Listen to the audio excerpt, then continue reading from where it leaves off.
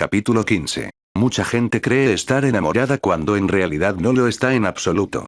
Puede tener un fuerte interés erótico por una persona, pensar continuamente en ella, pasar horas felices a su lado y al cabo de cierto tiempo, perder este interés porque en el fondo se siente satisfecho. O bien puede unirse a una persona y desearla intensamente porque los otros la admiran. La posibilidad de ser amada o más bien preferida, la halaga, le hace experimentar un deseo y una ebriedad que se llama amor. En otros casos el motor es una desilusión, un amor envenenado por los celos y el desasosiego que le induce buscar un sustituto, alguien con quien probar un nuevo amor. Otras veces es el deseo de poder, el éxito, el ser admirados y envidiados al lado de una persona rica o poderosa. En otros casos es el deseo de escapar del aburrimiento y la trivialidad. Las vacaciones, al crear una ocasión diferente y extraordinaria de vida, predisponen a una experiencia extraordinaria, algo que, sin embargo, no puede ir más allá de ese espacio y ese tiempo. La persona admirada y adorada en las vacaciones, cuando se la vuelve a ver en la vida cotidiana, aparece falsa y desvaída. El enamoramiento es una revolución de las bases estructurales cotidianas, no unas vacaciones de las mismas. Otras veces lo extraordinario aparece con la forma de alguien que viene de lejos y se queda poco tiempo. Como sabemos que se marchará, un poco como en el caso de las vacaciones, nos podemos enamorar a término aceptando que la experiencia no tendrá continuidad. Podríamos señalar otros ejemplos, pero en este caso solo sirven para explicar por qué cierta gente se desenamora con tanta facilidad. En realidad nunca se había enamorado, había usado el lenguaje del amor-pasión, del estado naciente, para hacer más plena y entrañable una experiencia que de otra manera habría sido insípida. Estos amores tienen con el enamoramiento la misma relación que la fiesta con la revolución. La fiesta se caracteriza por los excesos, por el trastrocamiento de lo cotidiano, es transgresión, está traspasada por el sentido de lo excepcional y lo extraordinario. Pero lo que la distingue de una revolución es que no incide en las estructuras sociales. Todo lo que en la revolución es riesgo, aquí está previsto, calculado. La fiesta tiene un comienzo y un fin prefijados, tiene reglas probadas, todo lo que pasa en ella se desarrolla dentro de límites institucionales, es un como si, no puede alterar las estructuras sociales. Una vez terminada la fiesta se terminó todo.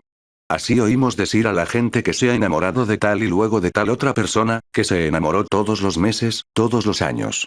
En realidad el enamoramiento, como toda transformación radical en la vida, puede aparecer solo una vez o nunca. Esta proliferación de la palabra amor nos explica también por qué son tan frecuentes los enamoramientos en los que uno ama más que el otro.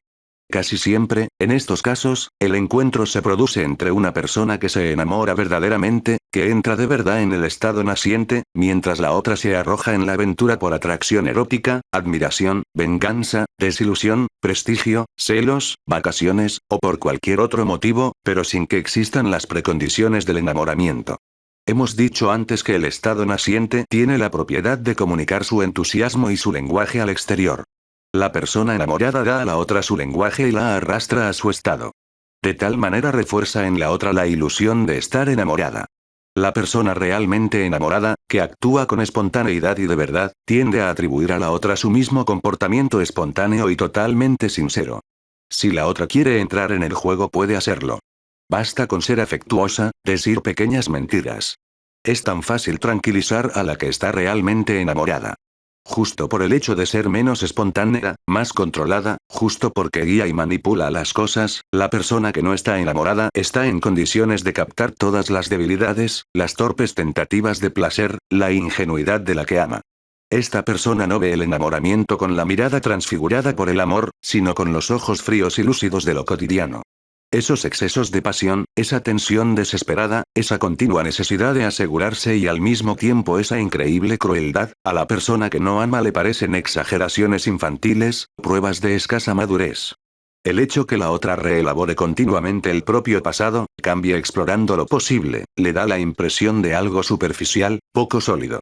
Sus crisis le parecen histerismos, su dilema de no saber qué quiere, debilidad de carácter. Si la que ama es además un espíritu creativo, sus creaciones de lo imaginario en las que continuamente la existencia se transforma en fantasías, en símbolos, en poesía, le dan la impresión de megalomanía y artificia. En una palabra, la que no ama encuentra que la persona de verdad enamorada es inconstante, dubitativa, ansiosa, crédula, exagerada, megalómana, y, en el fondo, salsa. Si la quiere le propondrá su proyecto de vida de manera lineal, ignorará las dudas, los dilemas y considerará las dudas y los dilemas de la otra como fantasmagorías morbosas. Si se irrita se lo reprochará y le pedirá que elija con claridad y que no pierda tiempo en charlas. Mientras tanto le oculta sus verdaderos pensamientos y dudas, actúa como si la otra persona no pudiera ser sensata y un buen día, cuando encuentra su compañía demasiado aburrida o demasiado dramática, busca pretextos para podérselo reprochar, lo acusa de desatención, de no ser capaz de comprenderla. Sobre esta base, finalmente, le dice que no pueden continuar porque no se siente amada como desea mientras busca a alguien que lo sepa amar de verdad. Esta es la forma más frecuente de desenamoramiento. La revelación de algo que nunca existió. Aunque también hay casos en los que verdaderamente se da un enamoramiento bilateral. La persona que se desenamora es entonces la que, en silencio, había elaborado un proyecto propio y, siempre en silencio, planteó pruebas y consideró probadas las demandas del otro. Ya que todo se realizó en silencio, el otro nunca comprendió su alcance. Hasta tal extremo había superado el punto sin retorno y se había presentado como un criminal. Amar a alguien así es perderse a sí mismo. Por silencio entiendo no solo la naturaleza del proyecto, las dudas, no revelar los propios pensamientos, sino sobre todo no revelar la propia desesperación cuando se alcanza el punto sin retorno. El que ama, en efecto, se da cuenta que el amado ha encontrado el punto sin retorno de su desesperación, y entonces se detiene. Pero hay personas que viven sus propios sentimientos como una debilidad. Revelar la propia angustia, la propia desesperación, significa para ellos ponerse a merced del otro. Así, cuando se ven enfrentadas a un punto sin retorno, no hablan, no explican, no suplican, no se desesperan. El otro entonces no comprende y es natural. Puede decirse que esta falta de confianza, este temor a manifestar las propias emociones es un signo de que esa persona no estaba en estado naciente. Es cierto que expresa una fuerte resistencia al abandono, una necesidad de certezas y seguridad que tiene poco que ver con el enamoramiento, pero también juegan experiencias personales, desilusiones y, a veces, la falta de ocasiones. Todos tratamos de defendernos del enamoramiento, pero en este caso la defensa está más acentuada y logra su fin. Por eso la prueba es dolorosa y sincera. El fallo de la prueba lleva a la petrificación, al odio, a la nostalgia. Sin embargo, la situación es diametralmente diferente de la descrita en el capítulo anterior. La otra persona, en efecto, sigue amándola.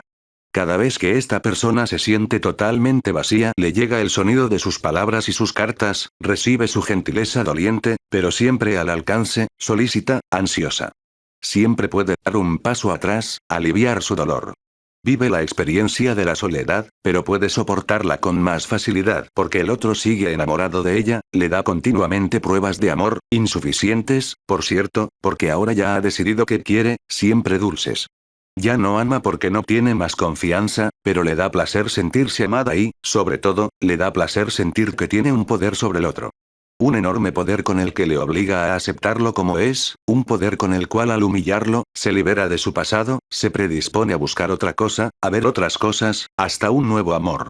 El amor del otro, amor sincero y profundo y cada vez más desesperado, es usado para reforzarse a sí mismo hasta el punto en que ya no lo necesite. Esto es en esencia el verdadero desenamoramiento. La tentativa de separación se cumple, las pruebas se plantean durante bastante tiempo, se llega a la decisión solitaria de abandono. La separación de la persona amada se produce cuando ella está aún allí enamorada. Sobre esa persona indefensa se ejerce el áspero poder de la venganza, tarea fácil porque el otro tiene una enorme capacidad de soportar. Cuando, desesperado, comprenda y se separe, para él significará la total petrificación. El desenamorado, en cambio, será libre. Capítulo 16. El enamoramiento, que es la aparición de lo extraordinario, puede terminar en la trivialidad. Recordemos que es al mismo tiempo, necesidad de fusión y de individualización. Es buscar lo esencial para ambos, pero los dos proyectos individuales son diferentes, chocan. El enamoramiento se alimenta de esta tensión de lo diferente que debe hacerse único. El enamoramiento obliga a cambiar precisamente porque las dos personas son diferentes y quieren manifestar plenamente su personalidad, realizar lo que en profundidad sí desean y al mismo tiempo quieren hacerlo juntos. El enamoramiento es buscar el sentido del propio destino. En este encuentro-desencuentro de proyectos uno de los dos puede tener dentro de sí algo que otras veces ya trató de realizar y falló. Al retomarlo vuelven a despertarse en él las ansias, los mecanismos de defensa, los miedos que ya conoce. Quiere pero al mismo tiempo teme y trata de rodearse de todas las precauciones. Quiere la diversidad del otro porque es justamente la diversidad que lo atrae por cuanto le abre modos de vida nuevos, pero al mismo tiempo trata de limitarla para asegurarse. Esa vitalidad que irrumpe le da miedo. La quiere, pero contenida. En todo enamoramiento el otro aparece siempre rico en una vida superabundante. En efecto, es la encarnación de la vida en su crearse, en su impulso, el camino hacia lo que nunca se ha sido y se desea ser. El amado es siempre una fuerza vital libre, imprevisible, polimorfa, como un estupendo animal salvaje extraordinariamente bello y extraordinariamente vivo, un animal cuya naturaleza no es ser dócil sino rebelde, no ser débil sino fuerte. La gracia de la que hemos hablado es el hecho milagroso de que semejante criatura se vuelva suave con nosotros y nos ame. El amado atrae, gusta precisamente por ser fuerza libre y liberadora, pero también imprevisible y temible. Y es así que, en el proceso de las pruebas que llevan al amor, el más temeroso de los dos plantea como pruebas límites, pequeñas renuncias tendentes todas a hacerlo dócil, seguro e inocuo. El otro, poco a poco, lo acepta. Tenía amigos y renuncia a salir con ellos, viajaba y se queda en casa, amaba su profesión y la descuida para dedicarse al amado. Para no perturbar al amado, insensiblemente, separa de sí todo lo que pueda perturbarlo. Son muchas pequeñas renuncias, ninguna grave, ninguna que supere el punto sin retorno. Renuncia por su voluntad, cambia su comportamiento de buena gana porque desea que su amado sea feliz, trata de ser como él lo quiere. Poco a poco se hace doméstico, disponible, siempre atento, siempre reconocido. Igual que el estupendo animal salvaje se reduce a un animal doméstico, las flores tropicales, arrancadas de su ambiente, se marchitan cuando se las coloca en un pequeño vaso junto a la ventana. Y el otro, que había pedido esa transformación porque quería sentirse tranquilo, porque tenía miedo de lo nuevo, termina por no encontrar en él lo que había buscado y hallado. La persona que tiene delante ya no es la de antes, aquella de la que se había enamorado justamente por ser diferente y estar viva. Le había pedido que se moldeara sobre sus miedos y ahora se enfrenta con el resultado de sus miedos, su nada, y ya no lo ama. Es frecuente entre los hombres adultos, que cuando se enamoran de una muchacha joven se enamoren de su juventud, de su posibilidad, pero como la temen, le piden que renuncie al trabajo, a los amigos, a ser coqueta y brillante, y la convierten en un ser servicial y agotado y acaban descubriendo que desean a otra muchacha joven, la que han destruido. El ejemplo no está elegido al azar, porque son sobre todo las mujeres las que sufren esta violencia y se adaptan a este papel. Deseadas mientras son libres, porque expresan la fuerza de la libertad, se ven luego encerradas entre las paredes del hogar, en los arenés, por infinitos límites, rodeadas por unos celos que son solo miedo de querer lo que se quiere. Estas mujeres se ven obligadas a convertirse en lo trivial cotidiano, el lugar donde termina, por definición, no solo el enamoramiento sino hasta el amor. La necesidad de trivializar al otro, de quitarle la especificidad y la diversidad, de arrancarle las fuerzas vitales existe también en la mujer. En parte, lo ha aprendido del hombre a través de los siglos. Obligada a convertirse en animal doméstico, para defenderse no puede hacer otra cosa que imponerle al hombre su misma suerte. La inseguridad profunda le hace buscar seguridades fáciles, controlables y nada más fácil y controlable para quien ya no tiene impulso vital que repetir lo idéntico, lo ya conocido. Así ocurre que a menudo los dos, espantados por haber querido vivir intensamente, se inclinan con rapidez hacia el aburrimiento, el rencor y el desasosiego.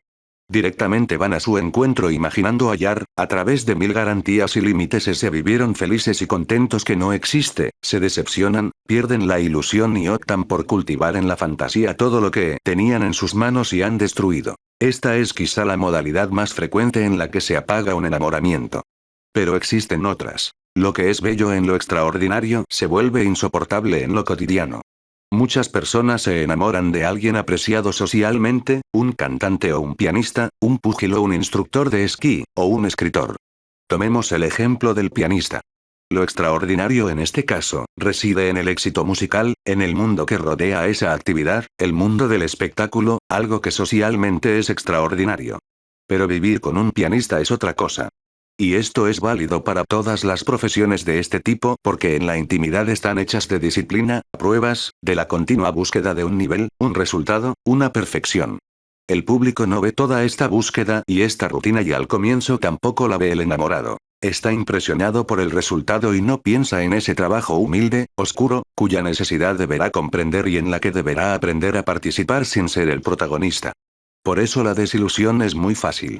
Pero estos son fenómenos que se verifican aún frente a cualidades no profesionales. Algunos hombres, por ejemplo, se sienten atraídos por mujeres vivaces, emprendedoras, brillantes, activas y luego descubren que los perturban y los dominan. Otros se enamoran de mujeres maternales, solícitas, que se hacen cargo de ellos como de un niño, y luego se sienten controlados como niños. Muchas mujeres se sienten atraídas por hombres gentiles que luego resultan ser débiles, otras por hombres rudos que resultan brutales y obtusos. El exceso, tomado como extraordinario, acaba siendo después exceso a secas. Examinemos ahora otro caso planteándonos una pregunta que muchos se hacen. ¿Es verdad que nos enamoramos más fácilmente del que opone resistencia, del que se hace desear? ¿Es verdad que si debemos elegir entre dos personas no elegimos a la que nos ama y si en cambio nos enamoramos de la que nos rehúye? Es una idea muy difundida que en parte corresponde a la verdad, pero solo en mínima parte. Su verdad reside en lo siguiente. El enamoramiento busca lo diferente y lo extraordinario. Una persona que está a punto de enamorarse profundamente, difícilmente se enamorará de otra que desde hace tiempo está enamorada de ella y la corteja. Ya la conoce, ya exploró esa alternativa. Por eso el estado naciente como exploración de lo posible no puede reconocerse en ella porque ya forma parte del pasado, de la contingencia. Elegirá esta solución solo si queda desilusionada de su búsqueda, si no ve recambio, solo entonces volverá a su pasado refugiándose en la persona que ya la amaba, segura de encontrar en ella esa disponibilidad y esa comprensión que no encontró en la otra. Pero no se enamoró de la otra persona porque se fue sino solo porque era nueva, diferente, desconocida, abierta a lo posible. Al volver a la persona que ya lo amaba renuncia a la exploración de lo posible y por lo tanto, esencialmente, al enamoramiento. Al actuar así no vuelve a enamorarse. Puede creer que está enamorado, puede quererla, tal vez puede vivir con ella toda la vida, pero se trata de amor, no de enamoramiento. Si se convence de estar enamorado, después de cierto tiempo descubrirá que ya no lo está. En realidad descubre lo que ya era verdad antes y que había tratado de no saber. Pasemos ahora al último caso de enamoramiento que se extingue. Es el caso en que alguien ha superado, tal vez sin darse cuenta, el punto sin retorno. Nadie sabe dónde se encuentra ese punto, el único signo es una rebelión interna, la desesperación, el anticipo, a veces por pocas horas, de la petrificación. Pero puede suceder que el punto sin retorno se oculte, se aleje de la mente en un ímpetu de generosidad, o bien que el otro deje entender que, un día, cambiarán las cosas. Pensemos ahora en una mujer que trabaja, que ama su profesión mientras el hombre que ama le pide que la deje porque, debido a su trabajo, necesita desplazarse a otro sitio, donde no hay trabajo para ella. En un caso de este tipo la mujer puede renunciar esperando que luego le sea posible retomar su trabajo. Puede decirle que se trata solo de un breve periodo y que luego todo cambiará. No importa cómo, el punto sin retorno ha sido superado, la mujer deja su trabajo, su carrera, sigue a su hombre y luego se da cuenta, de a poco, que ya no tiene intereses, ni fuerza vital, que desea cada vez más lo que ha dejado. Su enamoramiento se extingue. A veces es la vida la que con sus sacudimientos hace aparecer como punto sin retorno cuanto había sido puesto entre paréntesis o postergado. Una mujer puede haber deseado profundamente un hijo y, para no destruir su amor, renunciado a él postergándolo para otro momento. Pero luego a su alrededor se suceden los acontecimientos. Muere su padre, su madre, se da cuenta de que envejece y entonces, frente al poderío de lo negativo, su capacidad de crear la vida asume un nuevo valor. Tener un hijo significa desafiar a la muerte. Lo que antes había sido postergado se convierte en urgente, en un elemento esencial del proyecto. El pacto, del que surgió el amor, se replantea, mientras tanto, vuelve a surgir el dilema y esta vez sin posibilidad de remisión. Su necesidad esencial pide ser comprendida y aceptada. Si no se la escucha, el amor, lentamente, se apaga frente a la que ahora se ha convertido en una incomprensión intolerable, un injustificado egoísmo. Empieza el reexamen del pasado, el cálculo de lo que se dio, tanto, y de lo que se recibió, nada, el amor muere en el resentimiento y desaparece hasta su recuerdo. En el curso de la vida la aparición de puntos sin retorno es mucho más frecuente de lo imaginable. Cosas que parecían secundarias se demuestran esenciales. En estos casos se produce algo así como un adormecimiento lento del amor. En realidad, considerándolo con más atención, encontramos en cambio el dilema que resurge y una subterránea desesperación. Capítulo 17. ¿Es posible que una persona siga enamorada de otra durante años, o durante toda la vida? Sí.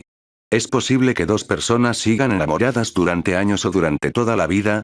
Sí. A primera vista parece imposible, porque el enamoramiento es un estado de transición que, se desvanece, o se institucionaliza, o se extingue. Esta es, en efecto, la vivencia normal. Pero hay casos excepcionales en que el proyecto apunta a conservar el estado naciente, en que la persona sigue amando apasionadamente a la otra, aunque ésta sea inaccesible o esté muerta. Justamente porque la otra persona ya no es asequible, pensemos en la separación de Abelardo y Eloísa, en la muerte de la Beatriz de Dante, en el matrimonio y luego la muerte de la Laura de Petrarca, y no ha habido rechazo, el enamoramiento puede continuar en la imaginación. Si existió rechazo, esto no sucede. La conciencia se ve obligada a combatir contra el pasado, con su así fue.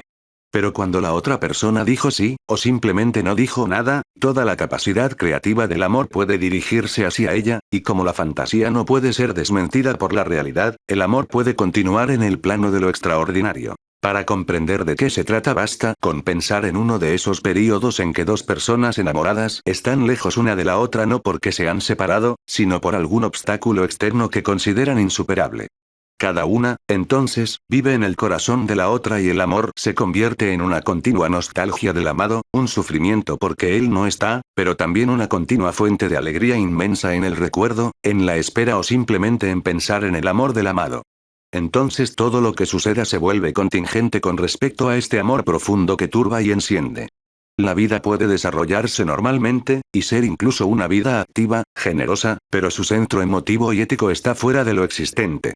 El amor se convierte en lugar interior de la regeneración, una isla aislada de la contingencia, el jardín de las rosas en medio del desierto, donde el alma sacia su sed y puede volver al mundo. Todo esto se acerca bastante al misticismo.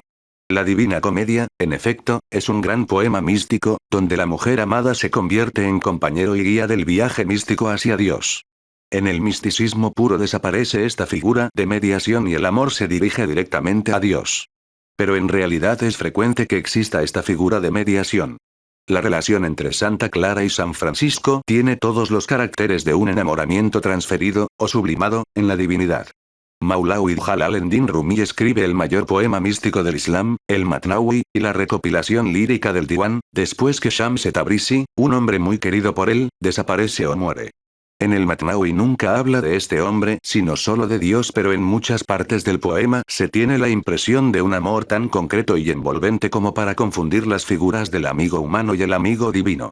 El Diwan, en cambio, está dedicado a Shams Tabrizi y es a través del amigo amado que pasa a hablar de Dios. El amor místico sigue siendo enamoramiento, porque con el amigo o el amado divino no es posible pacto alguno de reciprocidad. Uno solo puede amar, el otro solo ser amado y su respuesta, que no puede garantizarse, sin embargo siempre es gracia. A causa de esta asimetría total, esta insuperable distancia, el amor místico es siempre revelación del ser como amor, con respecto al cual, todo el resto es contingencia. Precisamente por esta distancia lo que nos impresiona en el amor místico es la presencia de un continuo e incesante sufrimiento que milagrosamente se transforma en alegría. En ti, escribe Raymond Lull, reside mi salvación y mi sufrimiento. Con cuanta más perfección me sano, tanto más crece mi languidez, y cuanto más me haces sufrir, tanta más salud me das. Por otra parte, Santa Teresa de Ávila, hasta en la séptima morada, el último y más perfecto estado del misticismo, encuentra que existe un gran deseo de sufrir, pero no hay por qué inquietarse, porque pide con tanto ardor que se cumpla en ella la voluntad de Dios, como me siento satisfecha de todo lo que Él dispone. Si quiere que sufra, sea. Si no lo quiere, no desesperemos por ello. El amor místico nos demuestra con claridad que el estado de enamoramiento no depende en absoluto de la propiedad del otro. Es pura y simplemente nuestro modo de ver, pensar, sentir, percibir, imaginar, etc., es decir, un sistema categorial interior de la estructura de nuestra mente. No vemos las cosas como son sino como las hacemos. El amor místico construye su objeto a partir de las categorías del estado naciente y al no poder tomar a una persona que existe, transfigurada en la imaginación, construye su objeto puro e ideal. La cultura contemporánea dice que esto es un no vivir. Así también me parece a mí, pero es necesario reconocer que en el curso de los milenios el misticismo ha sido una forma de vida bastante importante e intensa. El objeto, en efecto, para quien lo ama, no deja de ser real. Por otra parte, ¿también en el enamoramiento es real la persona amada? También en este caso el amado es producto de lo imaginario, pero solo de una imaginación que se hace proyecto, que quiere modificar la realidad para realizarse, encarnarse en el mundo. Tarea imposible porque siempre existe una contingencia, una materia, un conjunto de hechos con los que ajustar las cuentas. Cada encarnación es una pérdida. Cada enamoramiento que dura mucho, por eso mismo, no puede construirse sino en lo imaginario, solo puede durar en lo imaginario, pide a las dos personas que renuncien a querer ver aquí y ahora, en lo totalmente concreto, lo que deseamos por encima de cualquier otra cosa. Cuanto más se empeña el enamoramiento en realizar todo en lo concreto, en lo pragmático, en los hechos, tanto más condenado está a extinguirse. Es como ser coherentes hasta el final, decir que se renuncia a la experiencia extraordinaria, que no se la busca, que no se la quiere, o que se la quiere de esa manera. Y no solo en el caso del enamoramiento, sino para todo proceso de estado naciente. La tentativa de querer todo y enseguida en lo concreto es el origen de las más terribles experiencias de fanatismo. Lo existente nunca encama por completo lo real. Pretender que, en cierto punto, pueda realizarse el paraíso terrestre es fanatismo. Todo lo existente puede ser transfigurado, pero nunca se convierte en lo absoluto, lo perfecto, lo infalible, la totalidad. Es siempre el punto de intersección de la realidad con la contingencia, el punto en el cual lo real se trasluce en lo contingente es la revelación de lo absoluto. El objeto amado sigue siendo empírico y transfigurado. El místico resuelve el problema anulando lo existente, reduciéndolo a pura contingencia y separa lo real poniéndolo como objeto de la intuición pura. En otras palabras, deja que las operaciones mentales del estado naciente operen construyendo su objeto.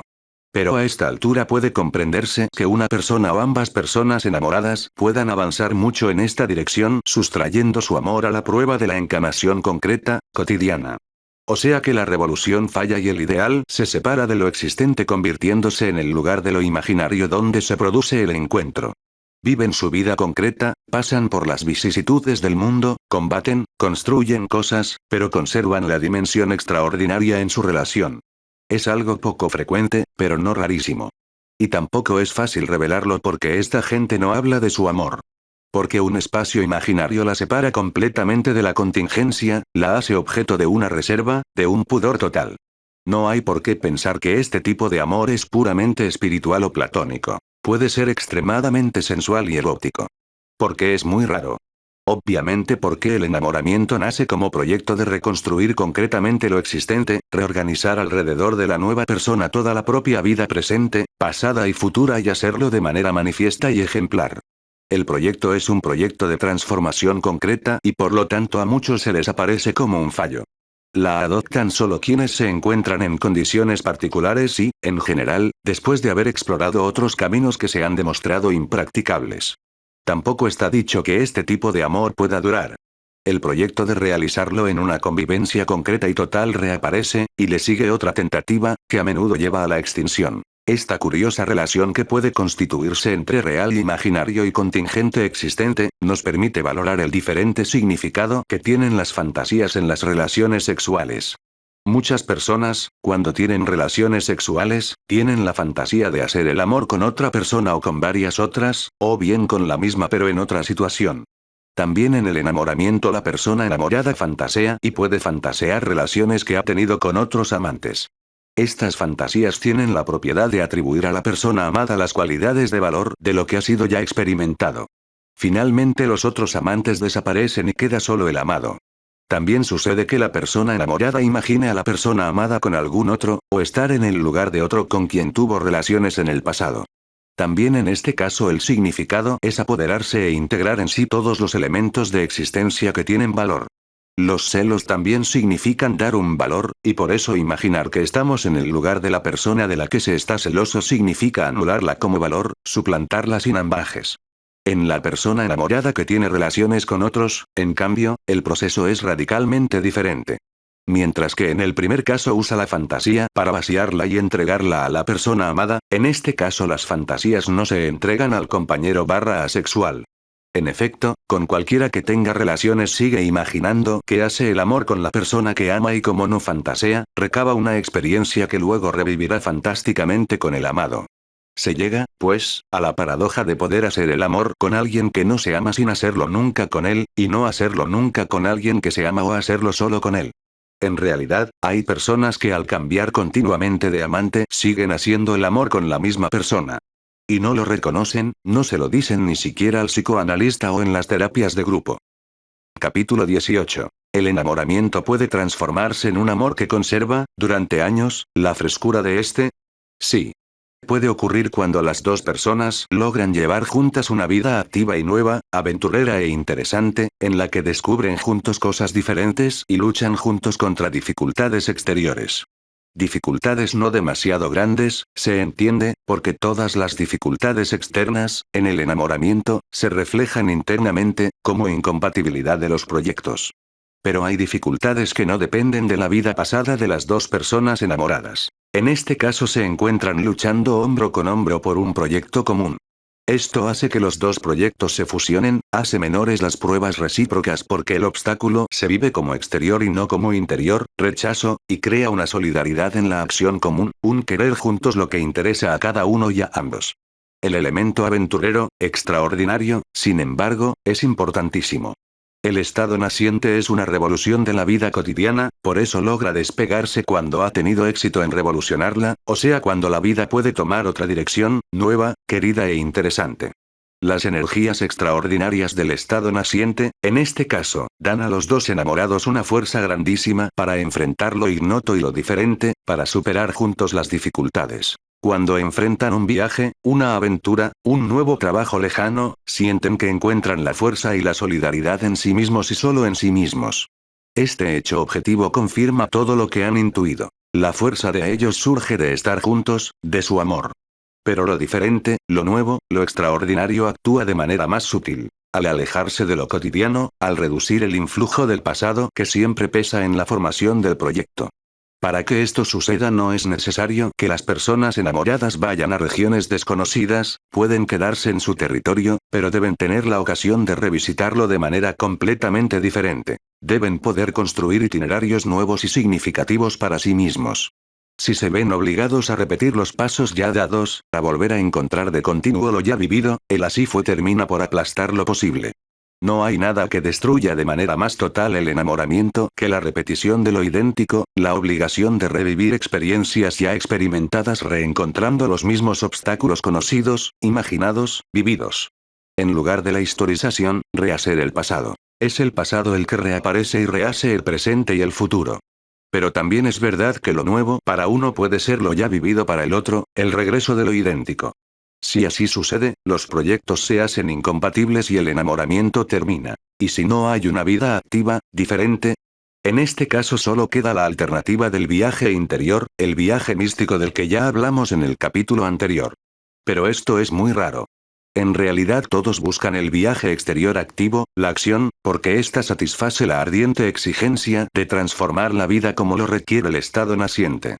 Hacer experiencias nuevas juntos. Esta es la clave de la prolongación del enamoramiento activo. Estas experiencias nuevas juntos pueden tener el carácter de la vacación, de la interrupción de lo cotidiano. Pero, en general, la vacación no basta porque la cotidianeidad termina por imponerse sobre las breves interrupciones, que surgen como una suerte de fugas, de aventuras en lo imaginario. La mayor fuerza aparece cuando las experiencias nuevas hechas en común inciden realmente en el registro de la vida cotidiana, ponen en acción alternativas reales de existencia o quizás, aún teniendo el significado de vacaciones, implican un descubrir, un buscar, un ver con ojos nuevos de a dos, un descifrar otra realidad. Se convierten así en algo significativo, capaz de dejar una huella perdurable. El viaje de novios es una modalidad con la que las antiguas instituciones trataban de hacer frente a esta exigencia, la canalizaban, le ofrecían una respuesta preconcebida. El viaje de novios es el símbolo institucional de esta vacación de lo cotidiano, de esta aventura de vivir a fondo de a dos. También el viaje que a menudo se aconseja a dos cónyuges cansados es una tentativa de revitalizar, a través de una ocasión extraordinaria, la experiencia de lo extraordinario ahora sofocado y apagado por la trivialidad de lo cotidiano y del cúmulo de desilusiones. ¿Qué otra cosa es la trivialidad de lo cotidiano sino la quiebra de los procesos de transformación y revolución que el estado naciente se proponía?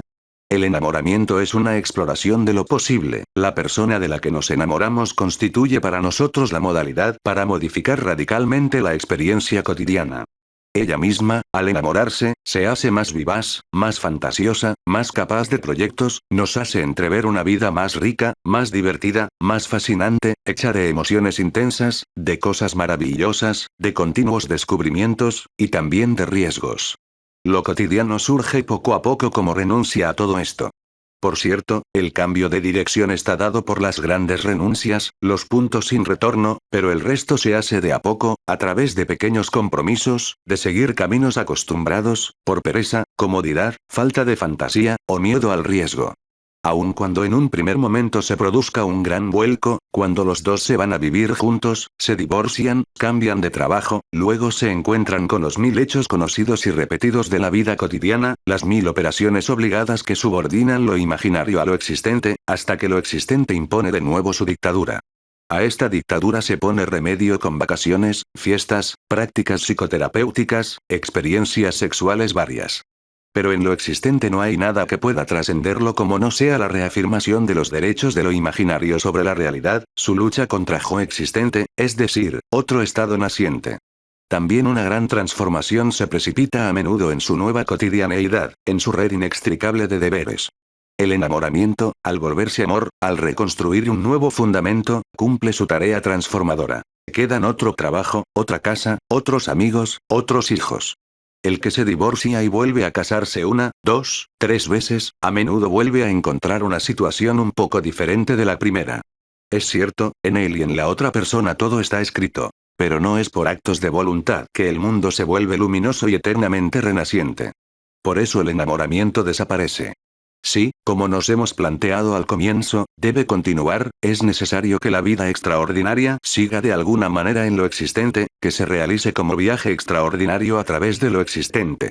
Viaje realizado juntos después de duras pruebas, hombro con hombro, descubrimiento y confrontación, continua reinterpretación del mundo, continuo reexamen del pasado histórico. Para algunos puede ser lucha, poesía, para otros simplemente capacidad de maravillarse continuamente de sí mismos y del mundo, buscando luego no lo que da seguridad o lo ya conocido, sino lo que es desafío, belleza, creación. El viaje a lo externo, por lo tanto, es solo la ocasión, el instrumento para un continuo viaje a lo interno. Al igual que el viaje a lo interno es continuamente el estímulo para un viaje a lo externo. En estas situaciones el enamoramiento continúa, porque el estado naciente renace. Es un continuo rever, redescubrir, renovar, renovarse buscando los desafíos y las ocasiones. Entonces hay un reenamorarse de la misma persona. Algo semejante requiere que la iniciativa surja de ambas partes. Si uno de los dos es pasivo, espera que invente las cosas el otro, o no tiene el valor de proponerlas, o más simplemente no sabe aprovechar las ocasiones y busca la ocasión, cualquier transformación cae con rapidez bajo la dictadura de lo cotidiano y del resentimiento. Por otra parte, si uno de los dos, por creativo que pueda ser, hace elecciones que circunscriben rigurosamente la experiencia dentro de caminos acostumbrados, cierto tipo de trabajo que lo absorbe, tener hijos, padres enfermos a los que cuidar de continuo, etc., todas las tentativas del otro por descubrir continuamente lo nuevo, fallan y provocan en él frustraciones. Finalmente chocan dos tipos de proyectos, y el rutinario tiene el privilegio de prevalecer siempre sobre el extraordinario. No creo que, de todo esto, puedan hacer una regla práctica sobre cómo comportarse, un arte de seguir enamorados. Todas estas reglas son siempre instrumentos de autoengaño, de falsificación. La vida crea el estado naciente, el encuentro, los proyectos, las pruebas, las ocasiones, y la vida las quita. Podemos movernos en este gran flujo como una pequeña canoa en medio de la tempestad. No provocamos el oleaje ni lo modificamos. Podemos atravesar el mar, alegremente o con esfuerzo, o de ambas maneras, y llegar a la orilla, o bien no llegar, y sentir alegría por llegar o no llegar.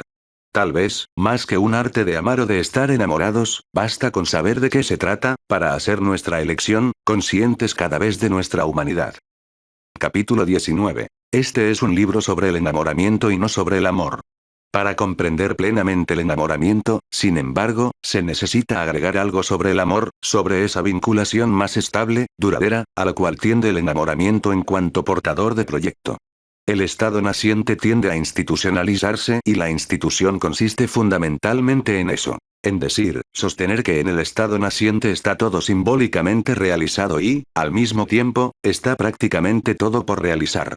Con la Revolución de Octubre se instauró simbólicamente la liberación total, la sociedad sin clases, la humanidad de los iguales, tanto es así que el Pleno del Comité Central ha de decidir por unanimidad y las elecciones se hacen para mostrar que no hay disentimiento.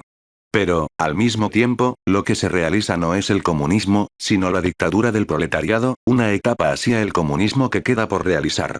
También la institución, desdoblando los dos planos de lo simbólico y lo práctico, se autodefine como el acontecimiento de un acontecimiento. En la esencia de las instituciones existen las categorías del estado naciente. Su actuación práctica, realizada simbólicamente, sin embargo, es postergada a un futuro cada vez más lejano, como el día del juicio final en el cristianismo. Pero ya que en el plano simbólico el estado naciente se declara realizado, los símbolos y los ritos pretenden reactivarlo, hacerlo revivir. El año litúrgico no es sino esta evocación simbólica del tiempo divino de los orígenes y sus vicisitudes sagradas en las que los hombres son invitados a participar. Pero las instituciones no están solo en los ritos, están en el ánimo de los hombres. Por eso, en parte, reactivan efectivamente los valores originarios, marcan el compás de estos significados y estos valores. Lo que hemos llamado vida cotidiana es por eso rica en momentos en los que se revela algo, reaparece, no como el eterno regreso de lo ya conocido, sino como redescubrimiento de lo que es. Para establecer un puente entre el enamoramiento y estas cosas sin escribir otro libro, me valdré de un recurso hablando de una experiencia que he señalado a propósito del enamoramiento, la del don. Para simplificar reduciré los casos solo a 4. Cuando decimos que una relación no es auténtica, cuando la otra persona es para nosotros un medio para obtener un resultado, para tener cosas. Cuando se interpone entre nosotros y las cosas que deseamos, y hemos de actuar por encima de ella para tenerlas, cuando tiene un poder sobre nosotros y debemos influir sobre ella pidiéndole o bien halagándola. Quisiéramos prescindir de ella, a cada momento quisiéramos no depender de ella. Y cuando podemos prescindir de ella, cuando ya no la necesitamos, la olvidamos. Para nosotros deja de existir. Muchas de nuestras relaciones de trabajo, si no casi todas, son de este tipo. Los regalos y felicitaciones en este caso son, en el fondo, hipócritas porque buscan decir, este regalo significa que te aprecio, que te quiero, mientras en realidad pensamos, lo necesito, debo ganarlo. Y son serviles porque ese regalo es el reconocimiento de un poder, aunque sea mínimo, sobre nosotros. Los regalos suben hacia los poderosos. El que más regalos y felicitaciones recibe es el más poderoso. Es una especie de diezmo que los débiles se imponen en favor de los poderosos. El conjunto de postales, billetes, telegramas, paquetes, son la instantánea de la geografía del poder en la sociedad. Si el poder cambia, todo cambia. El año próximo muchos no recibirán nada. Habrá pasado su poder, se los habrá olvidado. Pero hoy el regalo significa, quisiera poderte olvidar, ignorarte, borrarte de mi vida, pero no puedo, y debo hacer todo lo contrario, pero un día ya no te necesitaré y te volveré a la nada de la que nunca debiste salir. Esta es una fuente de la inautenticidad de las festividades. Deberían ser algo y se convierten en otra cosa, deberían ser el momento del amor y se convierten en la celebración del homenaje servil, lo que crea desasosiego, malestar, impresión de inautenticidad. Quiere decir que las festividades son también otra cosa, si no, no experimentaríamos desasosiego. Si nos resultan inauténticas quiere decir que sabemos, en el fondo, qué es lo auténtico, qué debería serlo. Pero hay otra clase de regalos y de dones. Son los que les hacemos a las personas que realmente queremos, que sabemos que no son queridas.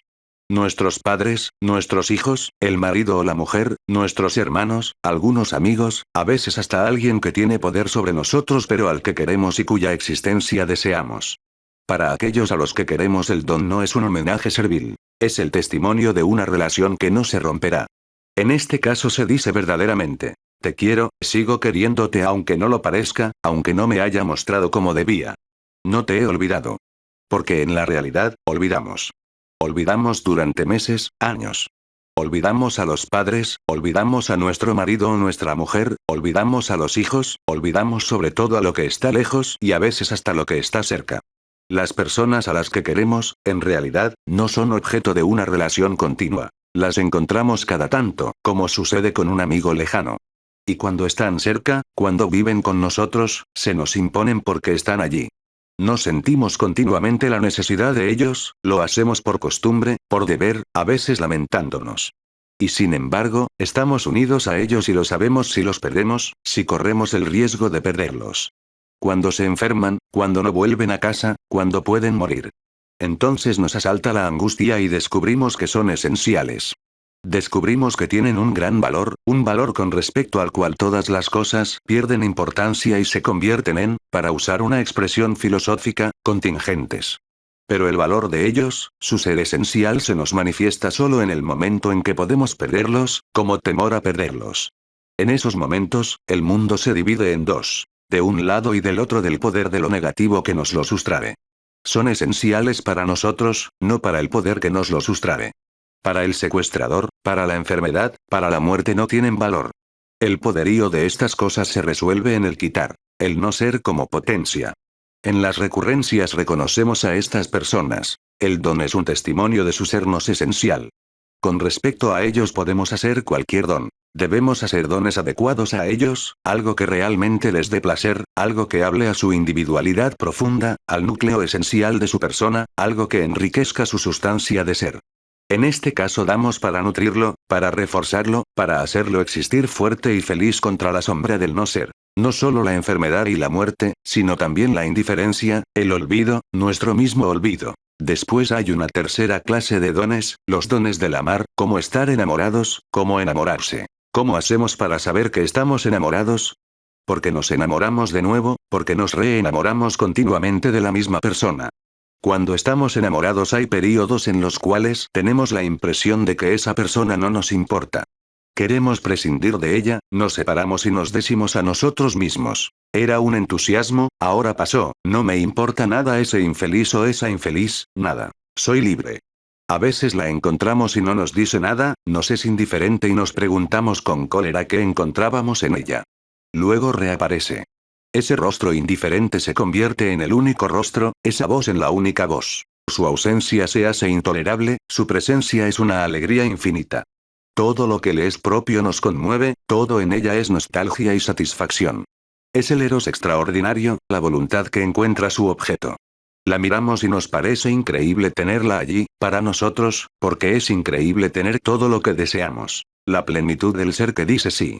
En este caso ya no existe lo negativo y su poderío. El ser amado colma la conciencia y la hace feliz. Luego, después de horas y días, vuelve a disolverse, como si hubiera sido una ilusión, y se rehacen nuestro yo y nuestro mundo cotidianos. ¿Estamos realmente enamorados? Pero lo extraordinario reaparece. Vuelve a aparecer siempre nuevo y siempre diferente, como objeto único de la voluntad, se nos impone. El ser prevalece sobre lo contingente, lo degrada. El amor es ese prevalecer, ninguna otra cosa. En este caso, ¿en qué se transforma el don? Quisiéramos regalar todo y nos parece que nunca basta. Porque queremos regalar la mejor parte de nosotros, lo que más valor tiene para nosotros en la esperanza de que sea así para ella o él, que sea bienvenido. Regalamos con esperanza de aparecemos a él, o a ella, así como él, o ella, se nos apareció a nosotros y para ser oídos por él, o ella, y tener paz. El don es un modo para unirnos simbólicamente con el ser en su prevalecer, su manifestarse, su nacer. He hablado del enamoramiento en un sentido estricto, pero tal vez el amor, aún el más consolidado, se nos presente del mismo modo. Como enamorarse, reenamorarse de la misma persona. Quizá también se dé así el amor de la madre, o del padre, por su niño. El niño para la madre existe, está presente porque llora, tiene necesidades, porque puede estar siempre en peligro, porque se opone. Pero de cuando en cuando, durante el día, en la noche, cuando está lejos o cuando lo mira, le aparece como objeto pleno de deseo, como nostalgia, como infinita ternura, como complemento total de sí. La madre se enamora continuamente de su niño. Y no solo cuando es pequeño, sino también cuando es grande, cuando es adulto. Cada tanto, en ciertos momentos, lo ve, lo mira con ojos asombrados y apasionados, reconocida por el hecho de que sea. El enamorado agradece al otro que exista. No es ver en la persona grande a su niño pequeño que ya no está. No, ve al grande así como había visto al niño, lo mira y se reenamora de lo que él es hoy. Cada vez vuelve a descubrir la totalidad en lo que es. Es un renacer de la pasión, es siempre como el primer día. A cualquier persona, aun a la más pobre, le ha sido dado este don que da fundamento de valor a la existencia, un fundamento absoluto en algo que tiene valor de por sí, y que se vuelve a encontrar. El que pierde la esperanza de volver a encontrarlo, muere. Pero tal vez, digo tal vez porque toda la psicología infantil corriente lo dice, toda la infancia esté basada en esta experiencia.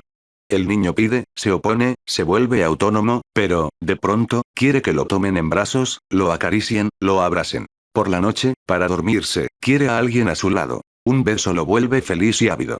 Quizás se enamore cada vez, un vértigo de veces, tenga la experiencia asombrosa e increíble de la plenitud del ser que dice sí. Se separa de él para ser autónomo, pero cada vez vuelve a encontrarlo, encuentra la revelación y la confirma. Con este cemento construye la confianza de ser y la capacidad de vivir en el mundo. En este último caso, el de la madre o el padre por el hijo, el don se presenta en ciertos aspectos como don de sí, como en el enamoramiento, y para otros como don que da consistencia de ser al niño. Pero también el niño ofrece dones. No las flores que lleva a la madre, no. Los dones del niño son sus palabras, las asombrosas construcciones lingüísticas que madura dentro de sí, y que en cierto momento dice. Con sus palabras construye una puerta, una casa, un castillo en el cual el adulto puede entrar porque es una casa para él. Una casa que, además, puede completar con el niño, un hacer algo juntos.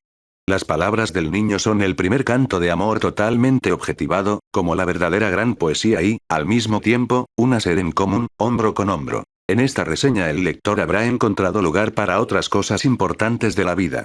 Pero en ella también el enamoramiento tiene su espacio peculiar respecto de todo lo que está en el tiempo y que en el tiempo se reafirma y vuelve. Capítulo 20. Por cierto que este libro está destinado a dejar descontentas a tres categorías de personas. Las que circulan en la órbita utilitario-pragmática, las que se mueven en el ámbito de sistemas ideológicos como el catolicismo, el islam y el marxismo, y finalmente, las que en este período llevan adelante una crítica a la pareja heterosexual como, por ejemplo, muchas feministas. Con respecto a las primeras, las que se mueven en una órbita pragmático-utilitaria, todo el discurso, en el fondo, es una insensatez, porque parte de la idea de que hay un estadio de lo social, el estado naciente es pues, de alguna manera, la institución, en el que se plantea la distinción metafísica entre realidad y contingencia.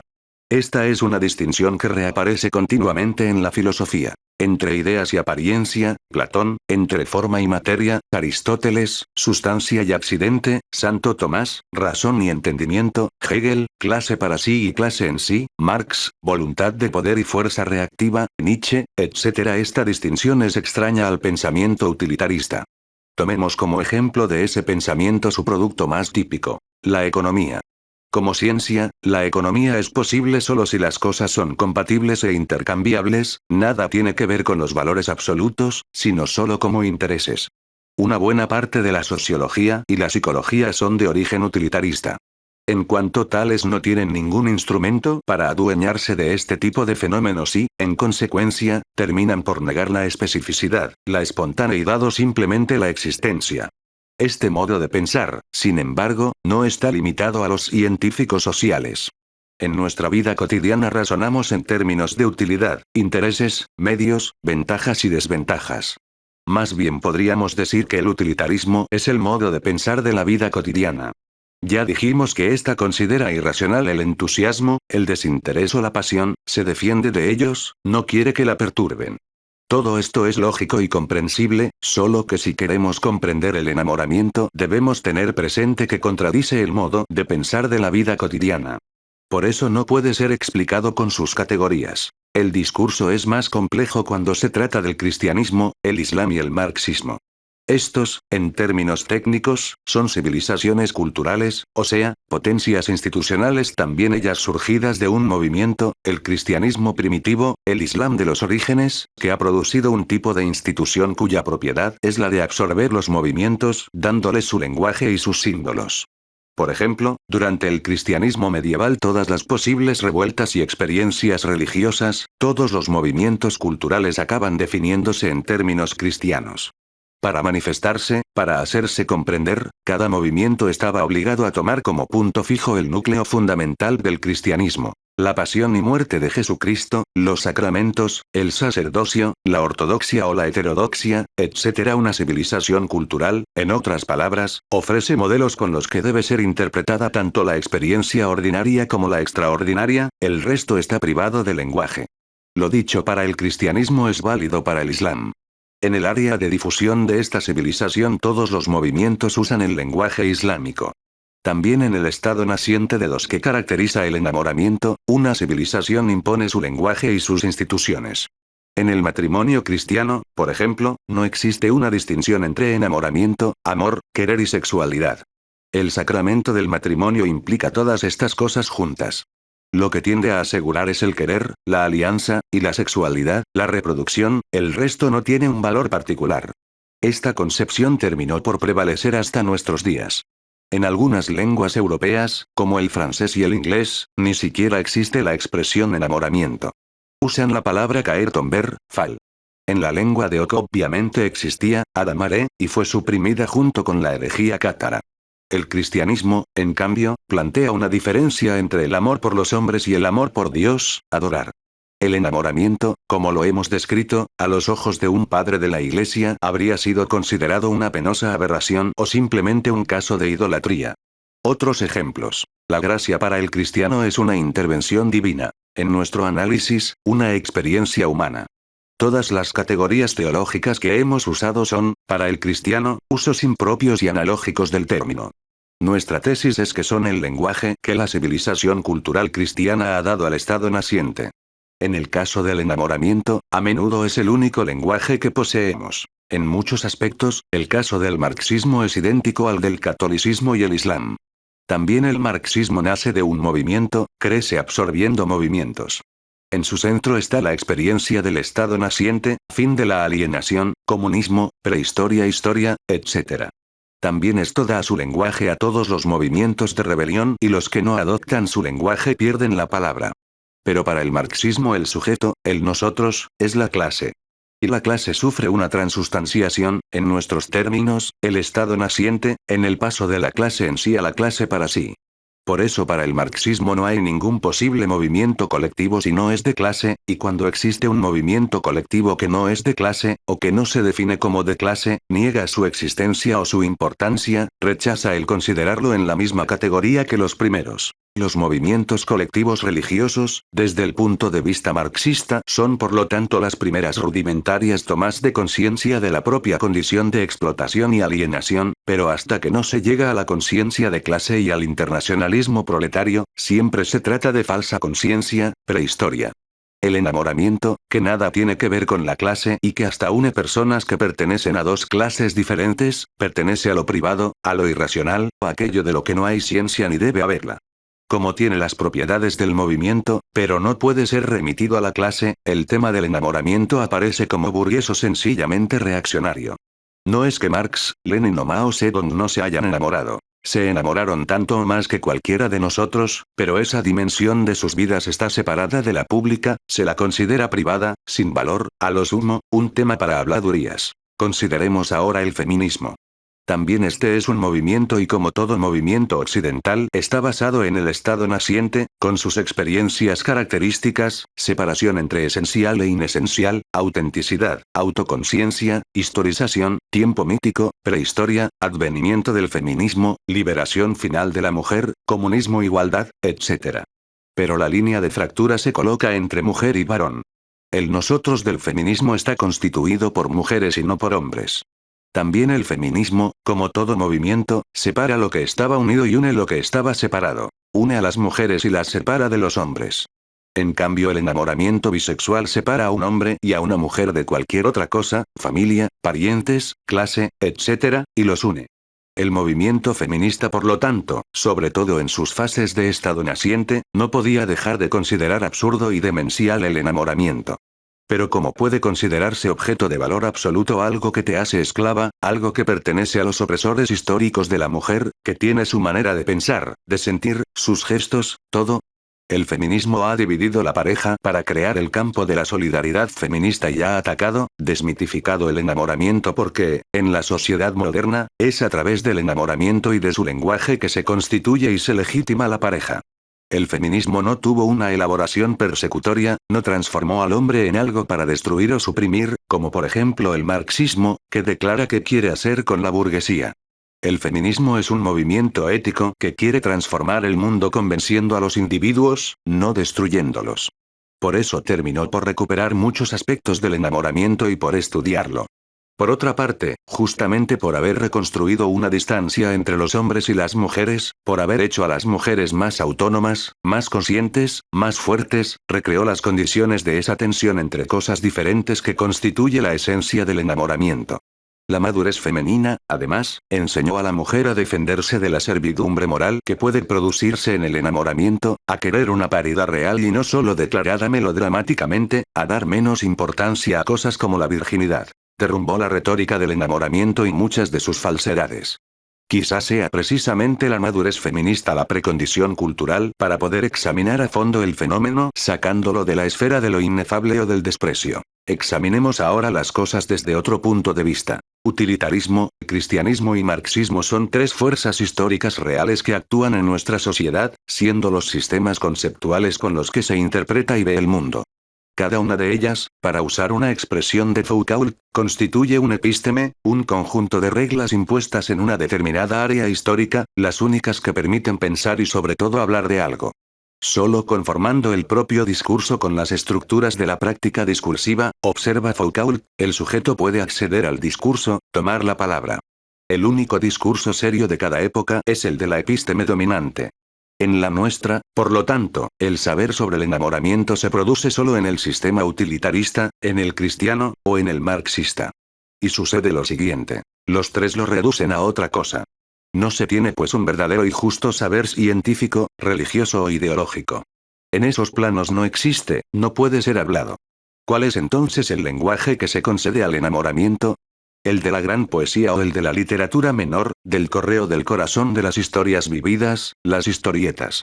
Planteado en el terreno científico, religioso e ideológico, el Estado naciente tiene solo dos lugares lingüísticos a su disposición. Uno sublime, inefable, o bien, con un salto abismal, el vulgar, popular del ridículo y del desprecio. Esta imposibilidad de acceder a la palabra adecuada no afecta solo a las personas cultas, es un hecho que repercute en la vida de todos. Al faltar la lengua nadie tiene la posibilidad de pensar, reflexionar, de hablar acerca de lo que siente, de comunicarse con los otros. Confinada en lo inefable o lo despreciable, la persona enamorada se siente extraña a la cultura concreta en la que vive, tiene la impresión de que su experiencia es totalmente personal y no colectiva. Al utilizar definiciones, fórmulas, explicaciones cada vez más distorsionadoras o inadecuadas, siempre dirigidas a otro fin, ideológico, político o religioso, cuanta más claridad quiere tener sobre sí misma más confusión crea, cuanto más trata de resolver sus problemas más los complica, cuanto más consejos busca de los expertos más se confunde. Utilizando una expresión gastada pero muy usada, podríamos decir que la cultura oficial, sea política, científica o religiosa, reprime el estado naciente de dos, haciendo de ello algo de lo que no se puede hablar de manera apropiada. En esta perspectiva también el psicoanálisis, en todas sus formas, al dar importancia a la sexualidad y al reducir todas las experiencias a transformaciones de la sexualidad, realiza una acción de remoción. Con respecto al siglo pasado, el proceso de remoción se ha invertido. En el siglo XIX, el lenguaje del amor romántico servía como instrumento de remoción de la sexualidad. Hoy sucede lo contrario. La sexualidad, el hablar de sexualidad, las prácticas sexuales, sirven para reprimir, hacer inconscientes otros deseos, otras formas en las cuales se manifiesta el eros. El conformismo y la remoción existen como antes, solo han cambiado de signo. Capítulo 21. ¿El enamoramiento es un comportamiento antisocial? ¿No es refugiarse en lo particular, evitando los compromisos públicos y políticos? Esta es una típica idea de la cultura represiva de la que hemos hablado, una idea difundida, repetida y que sin embargo no tiene el mínimo fundamento científico, el mínimo de pruebas a su favor. En todos los grandes movimientos políticos encontramos, tanto entre los militantes como entre los líderes, personas que han participado en el movimiento amándose. En la gran efervescencia colectiva de liberación nacional del siglo pasado, en Europa, el término romántico servía para indicar una orientación política y literaria y una manera de enamoramiento. Pero aún después de este período seguimos encontrando parejas. Por ejemplo, en un ambiente mazziniano anarquista. Basta pensar en Anita y Giuseppe Garibaldi. En el movimiento marxista las cosas suceden exactamente de la misma manera. Estos hechos por sí solos demuestran que la tesis del amor egoísta, que excluye el compromiso político, es una falsificación. Por otra parte, precisamente hablando de las condiciones en las que puede prolongarse un enamoramiento, o un amor puede conservar la frescura del enamoramiento, hemos dicho que las condiciones ideales son las de la vida activa, venturosa, de la lucha hombro con hombro. Con los instrumentos conceptuales de los que disponemos, podemos profundizar un poco el tema. El enamoramiento, como cualquier otro movimiento, nace, en el nivel del individuo, de una sobrecarga depresiva. La sobrecarga depresiva se debe al crecimiento de la ambivalencia hacia un objeto, individual o colectivo, antes aceptado y amado y que luego, poco a poco, se muestra desilusionador, injusto, incompatible con el desarrollo de las fuerzas históricas y vitales, en términos marxistas, las fuerzas productivas. En esta situación los individuos exploran las alternativas. No solo alternativas individuales, otra persona, sino esencialmente alternativas colectivas, otro modo de vivir. Lo que hemos descrito como preparación para el enamoramiento es prepararse para otro modo de ver, sentir, pensar, actuar, estar juntos. A esta altura la persona que busca una vida más intensa, una verdadera solidaridad, puede encontrar otra que se halla en la misma situación y entonces ambos experimentan un estado naciente de dos. Pero si las condiciones históricas estructurales están a punto, si hay condiciones generales de conflicto étnico, religioso, nacional o de clase, si la necesidad de una nueva solidaridad y una nueva justicia están difundidas en millares de personas, entonces aparece un estado naciente de grupo, un movimiento colectivo político o religioso o de clase, y el individuo se reconoce en él. Es verdad que si no existen las condiciones históricas adecuadas para un movimiento colectivo, todo esto no sucede. Pero también si no existen las condiciones histórico-individuales adecuadas para un enamoramiento este no se produce. O sea que existen precondiciones para el enamoramiento y otras para los diferentes procesos colectivos, o bien para los dos. En este caso el individuo se enamora, el otro también se enamora de él y juntos entran en el movimiento, constituyen una célula elemental del mismo.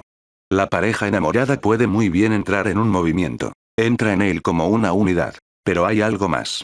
Como las categorías del estado naciente, realidad contingencia, autenticidad, igualdad, prehistoria acontecimiento, comunismo, necesidades esenciales, etc., son en su mayoría las mismas tanto en el estado naciente de dos que en el de los movimientos colectivos, es muy fácil el reconocimiento del movimiento más pequeño en el más grande. O sea, la pareja enamorada se reconoce en el movimiento y tiende a fundirse con él. Puede nacer, en ese momento, un problema de exclusividad. El estado naciente de dos lleva a la formación de una pareja que participa apasionadamente en el movimiento pero que, a pesar de esto, sigue cerrada eróticamente. Va en busca de amistad, solidaridad, un fin general, pero en su interior no admite otros enamorados. De su lado el movimiento colectivo lleva a la formación de un grupo que tiende a convertirse en exclusivo. En este proceso puede sufrir una evolución ideológica en la que el comunismo se extiende al sexo. Idea esta que también puede partir de los mismos miembros de la pareja que sienten el deseo de hacer participar a los otros en su felicidad, o bien más simplemente no quieren hacer sufrir a alguien. Tenemos un ejemplo de esta situación en el libro ¿Qué hacer? De Chernyshevsky. De cualquier manera que se desarrollen las cosas, en cierto punto los dos proyectos alternativos se desencuentran y este desencuentro se presenta, una vez más, como dilema. La evolución del proceso depende de dónde se colocan los puntos sin retorno. En algunos grupos el amor exclusivo de pareja se considera un obstáculo para el pleno despliegue del comunismo total. En otros movimientos colectivos, en cambio, se lo recibe como punto sin retorno y se lo acepta como derecho de los individuos. A modo de ejemplo, durante la Reforma Protestante el amor de pareja fue aceptado por el luteranismo y por el calvinismo. En cambio entre los anabaptistas de Münster se impuso la comunidad entre los sexos. En la mayor parte de las comunas anarquistas italianas y andaluzas se aceptó la pareja, en ciertos grupos del nihilismo ruso no, etc. El hecho que con frecuencia personas de la misma religión, de la misma ideología, entre hermanos, entre patriotas, entre compañeros, se enamoren no quiere decir que nos enamoramos de los que son más similares a nosotros, que comparten nuestras mismas ideas e ideales. Y esto no está en contraste con lo que se afirmó antes, es decir, que el enamoramiento requiere siempre de una diferencia, una transgresión. Para darle una respuesta exacta hay que distinguir netamente dos casos. Aquel en el cual los hermanos, los compañeros, los amigos se constituyen en movimiento y el otro, en cambio, donde estas palabras indican la pertenencia a un partido, una iglesia, una asociación. En el caso del movimiento, antes de su aparición no existen los patriotas, los hermanos o los compañeros. Estos son el producto de la fusión del movimiento. Gente separada precedentemente, que pensaba de manera diferente, que había tenido experiencias distintas, se reconoce en el estado naciente del movimiento y descubre una solidaridad que antes no experimentaba. Repitámoslo, antes del movimiento, en efecto, no existía esta solidaridad, este entusiasmo, esta comunidad de ideas. Antes, la gente, aunque tenía ciertas condiciones en común, era diferente y estaba separada. El proceso de fusión se produce con el movimiento y como resultado del proceso, no como su causa, vemos que comparten los mismos valores e ideales y el mismo proyecto. No es la semejanza que ya existía antes la que produce el reconocimiento, es la semejanza del estado naciente. Pensemos en el reciente movimiento islámico en Irán que, en el curso de pocos meses, derrocó al Shah. En los últimos años existían numerosos grupos de oposición, grupos liberales, marxistas, terroristas, religiosos. Solo en el movimiento encontraron una solidaridad común y una común pertenencia. En ese momento minimizan lo que los divide, no confieren importancia a las diferencias del pasado, tienen ideales comunes y pareciera que siempre los han tenido. En realidad los produjo el movimiento. Las diferencias existían y el movimiento las eliminó o las redujo. Dentro del estado naciente del movimiento, por lo tanto, en general, no nos enamoramos porque las diferencias sean anuladas por el grupo. Queda entonces el caso de la vida cotidiana. En un partido o en una iglesia existe una probabilidad de enamorarse mayor que fuera de ellos. Por cierto, solo porque hay una mayor ocasión de estar juntos, de tener relaciones, de conocerse. Lo mismo puede decirse de una empresa, un grupo deportivo, un barrio. En todos estos casos el tener intereses en común, valores comunes, constituye un factor de aproximación. Más allá de ciertas diferencias no podemos enamorarnos. No podemos enamorarnos del que no conocemos, del que no habla con nosotros. Estas son, pues, nuestras conclusiones.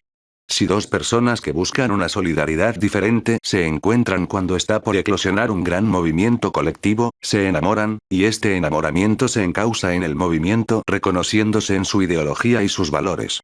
En este caso la pareja entra en el movimiento como una unidad. El estado naciente del movimiento no la afecta. Por eso el enamoramiento es más frecuente en el comienzo de los grandes movimientos y a menudo los precede. En cambio, cuando las personas entran en el movimiento separadas, entonces tienden a identificarse con el grupo o con el jefe y no se enamoran de manera exclusiva una de la otra. El enamoramiento vuelve a tener importancia en la fase de declinación del movimiento, la experiencia del estado naciente sobrevive como nostalgia, deseo profundo, ansia de un mundo ideal que no puede volver a encontrarse en la acción colectiva. En este caso, lo que se pierde en el nivel colectivo puede redescubrirse en el enamoramiento de dos, con todos sus valores políticos, religiosos o ideológicos. Las dos personas enamoradas sienten entonces que son el núcleo mínimo de un movimiento más grande. Para usar la expresión de una canción de Iván de Llamea, tú y yo formamos una liga. Liga en este sentido, es liga socialista. El enamoramiento se vive como la unidad de un movimiento mayor, el movimiento socialista. ¿De dónde deriva, entonces, la idea difundida que el enamoramiento es un momento egoísta y de clausura? De la institución política, ideológica o religiosa que pretende tener un control total sobre los individuos. Muchos grupos e instituciones, nacidos de movimientos, piden a cada individuo una dedicación total al grupo. Pensemos en las órdenes monásticas católicas. Al comienzo, muchas surgen de movimientos constituidos tanto por varones como por mujeres.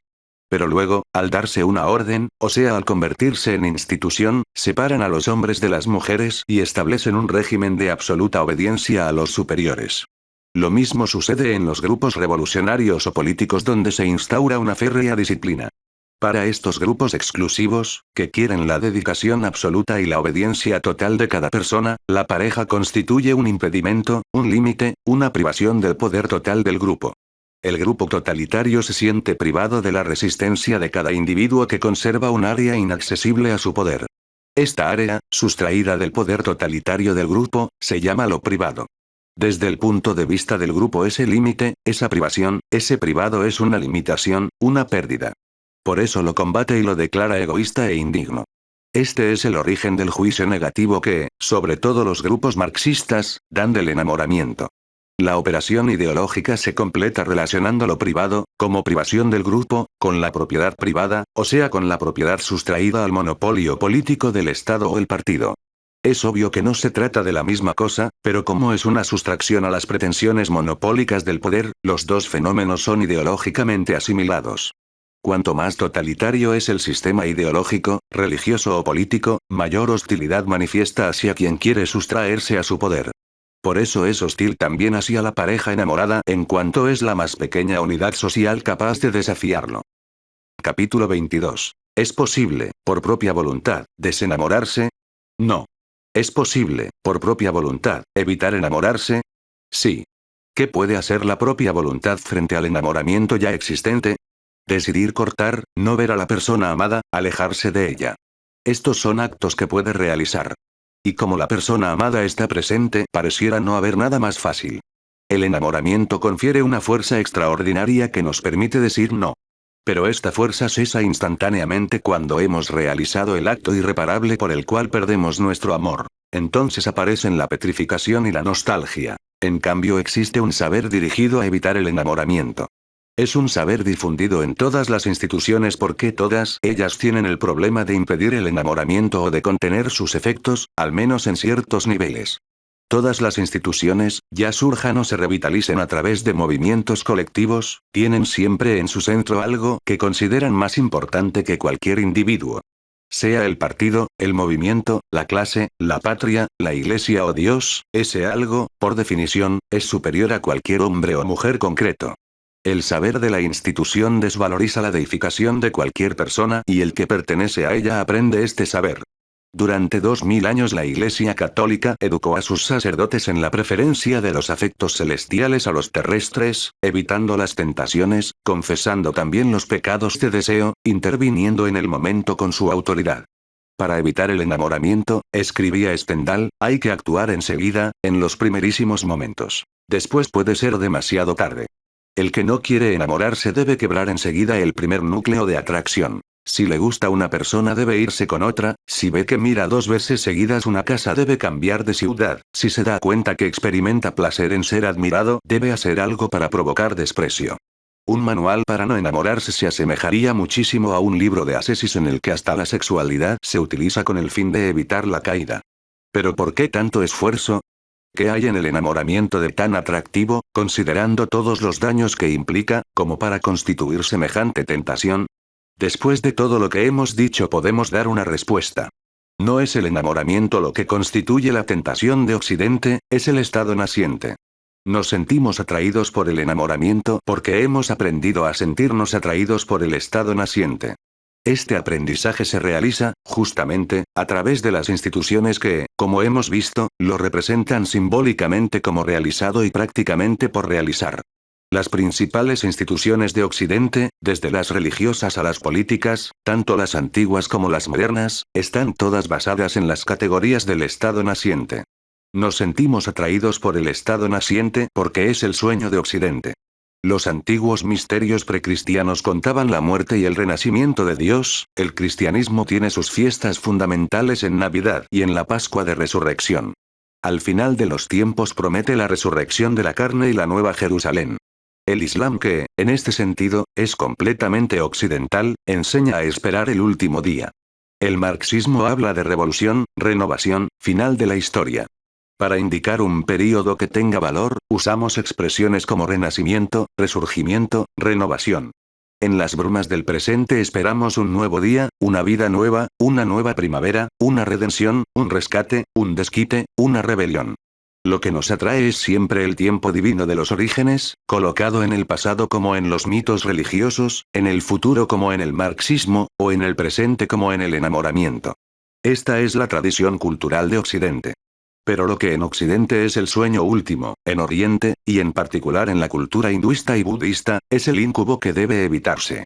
El nacimiento es dolor, la enfermedad dolor, la vejez dolor, la muerte dolor, estar unido al que no se ama es dolor, estar separado del que se ama es dolor. Así habla Siddhartha Gautama, el iluminado, el Buda, interpretando un pensamiento que ya estaba presente en los textos hinduistas. Renacer significa volver al infierno de la vida, encontrar inevitablemente el dolor. El estado naciente, desde este punto de vista, es la mayor de las ilusiones. No se puede entrar en el jardín del Edén y encerrarse en él. Solo puede entrarse en él para ser expulsado, continua, perennemente. Es un sucederse de encarnaciones, el samsara, sin esperanza.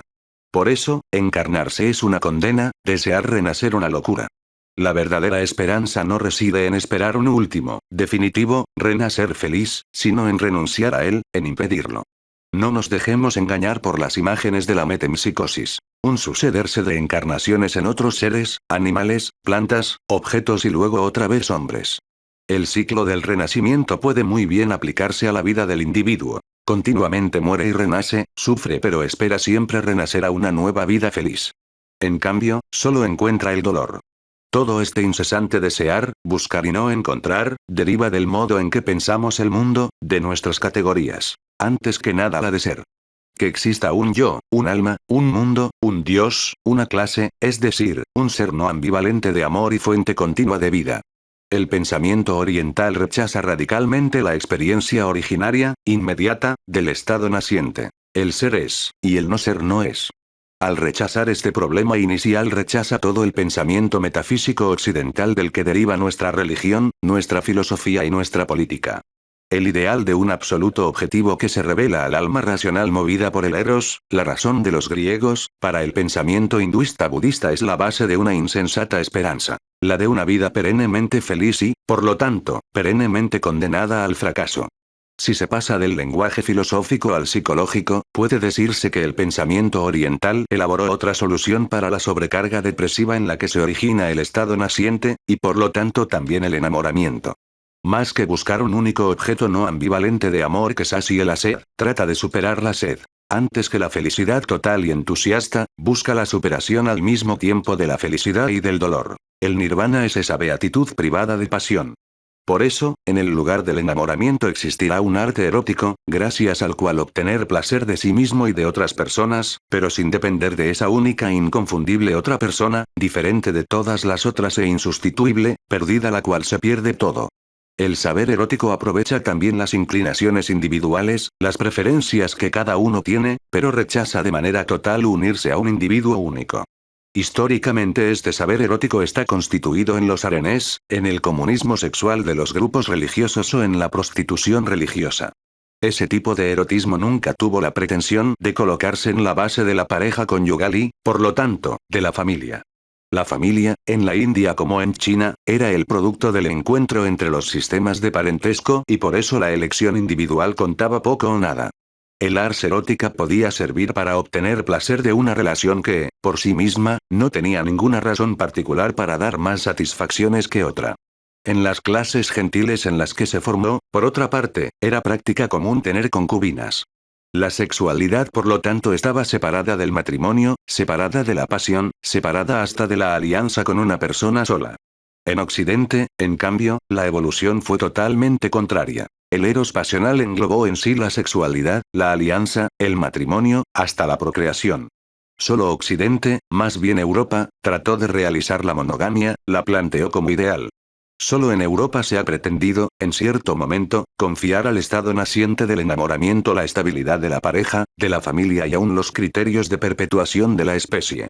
En efecto, ¿qué quiere decir? Que la elección del cónyuge, del compañero con el que se quiere tener un hijo, se confía al enamoramiento. Quiere decir que se quiere tener el hijo con aquella que a nuestros ojos aparece como una persona absolutamente extraordinaria, con una persona que, a pesar de todos sus defectos, aparece como la preferible, en sentido absoluto, entre todas las otras, una persona por la cual se está dispuesto a una lucha total contra todo el resto. El increíble individualismo de Occidente, su concepto de la persona humana como algo absolutamente único y dotado de valor, se ha edificado con lentitud a través de la experiencia que dos personas, cada una extraordinaria a los ojos de la otra, tienen de poner al mundo lo que hay de extraordinario en ambos. Todo esto falta en la tradición oriental. La sexualidad encontró el espacio de su extraordinariedad en el ars erótica, pero separada de la pasión por un individuo, único e insustituible. Por eso no hay enamoramiento, ni celos patológicos, ni opresión, ni petrificación, ni nostalgia. Sobre todo la nostalgia, esa enfermedad occidental que hace conservar en el corazón la imagen maravillosa de un posible, ya de alguna manera vivido y entrevisto, y que tal vez, no se sabe el día ni la hora, abra las puertas de la época feliz, el alba radiante de un nuevo día. A partir de la posguerra ha habido un intercambio entre Oriente y Occidente. Por un lado, sobre todo a través del marxismo, la esperanza de Occidente entró como componente sistemática del pensamiento político y del modo de pensar de los países orientales. Por el otro, la duda oriental con respecto a los absolutos religiosos, políticos y personales occidentales se abrió camino también entre nosotros. En particular en el plano de la pareja, se ha criticado cada vez más el principio de la exclusividad monogámica. También en Occidente se difunden formas participativas colectivas y experiencias gnóstico-orientales que aseguran el alcance de un estado espiritual y erótico a través de caminos diferentes de los del enamoramiento individual. La misma ciencia moderna ha alcanzado un grado tan alto de relativismo como para rechazar por completo el concepto de cosa en sí, más allá de las apariencias señaladas por los instrumentos. Tal vez el enamoramiento como figura reconocida de movimiento está declinando. Si así son las cosas, este mismo libro puede ser un síntoma de la transformación. Hegel decía que el pensamiento, como la lechuza de Minerva, levanta su vuelo al atardecer, o sea, descubre el significado de un fenómeno social y de una institución solo en el momento de su declinación, justamente su crepúsculo. Es muy difícil hacer previsiones en un campo como este. Por cierto, en la historia de Occidente los movimientos fueron la base de las ideologías totalizadoras, el fervor fanático y la intolerancia. El análisis crítico de los movimientos y la génesis de las ideologías constituye un programa necesario, un pasaje obligado para evitar catástrofes futuras. Si este análisis sirviera para impedir nuevos fanatismos cumpliría, por cierto, su tarea histórica. Y como el enamoramiento en el fondo tiene la misma naturaleza que los movimientos, también debe ser analizado, estudiado, comprendido. Deben explorarse otros caminos, deben inventarse otras instituciones. Es probable que el estado naciente continúe, como enamoramiento puro que es, y, finalmente, cambie solo su elaboración cultural, su relación con otras formas sociales. Digo esto, porque en general una tradición cultural no desaparece, sino que renace con otras formas. Las civilizaciones perduran milenios,